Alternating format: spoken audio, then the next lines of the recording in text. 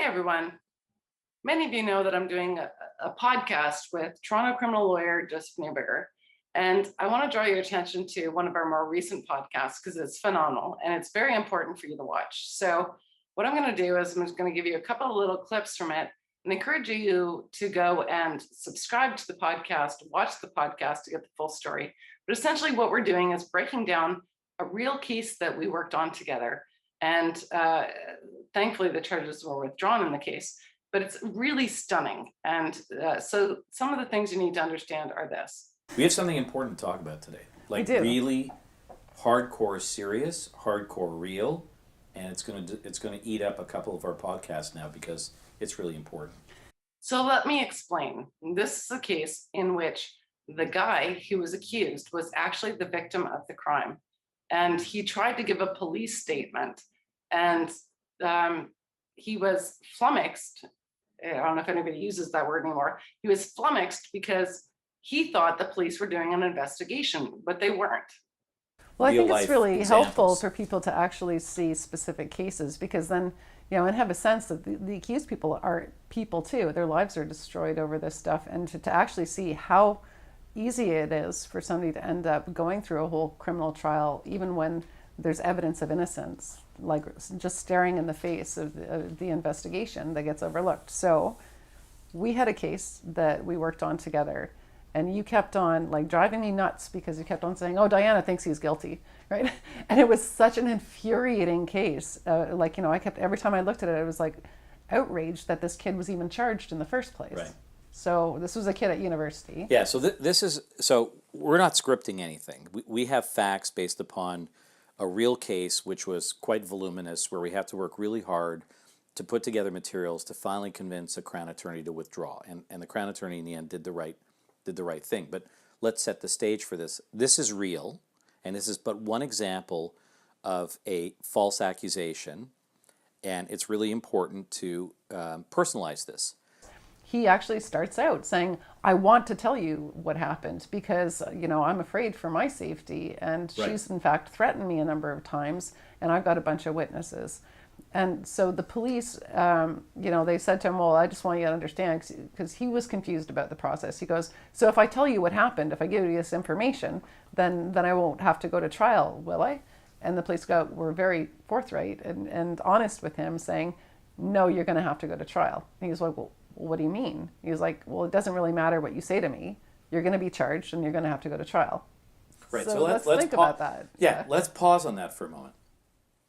So here's a young person. So to me, early 20s is very young, and he is very earnest in trying to speak to the police because he has concerns for his own safety, for things that's happened to him. He wants to speak to the police. He sees them as people that he can speak to, that he can express his concerns, give him his side of the story, and look for help. And they're telling him, our hands are tied. Our hands are tied no matter what you tell us. And, frankly, they were trying to do him a favor because normally we advise clients, don't give a statement. They're going to charge you anyways. Let's wait to see what the evidence is so we can then deal with it once we have all of the information.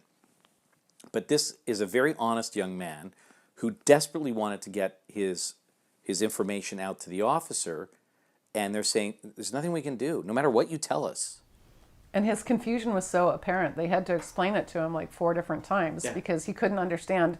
Well, it's almost like I must be mishearing them. How can it be that if I tell them about my witnesses and, explain to them what evidence I have, how can it be that it won't matter? Now, I'm going to be a little bit cheeky and not show you the details of this case, but we talk about it in full on the podcast, and you're going to have to go and watch it, which I'm going to put a link below.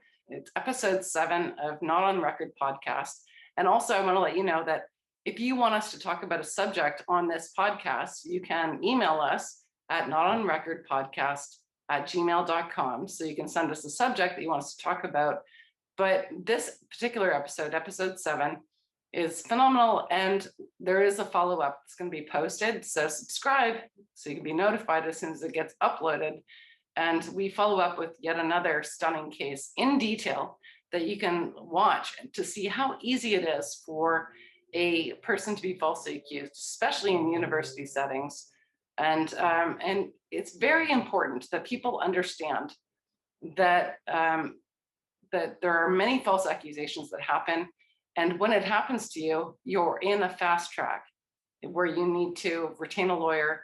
It's very important that you do that. And especially in university settings where your entire future is at stake.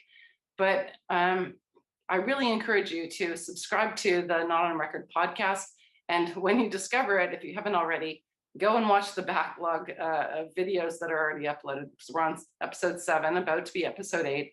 And for all the things that I've done in my past on YouTube to try to draw attention to what's going wrong in our legal system, this podcast with Joseph Neuberger, criminal lawyer Joseph Neuberger from Toronto, who I now work with, an amazing lawyer. We're doing great work. And more importantly, part of our work, the important work that we're doing, is getting the public to understand how desperate the situation is, like how far the scales have been tilted in terms of the serious problem of innocent people being wrongfully convicted. So I urge you to go watch the podcast.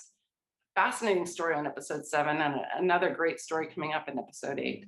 And I will talk to you soon.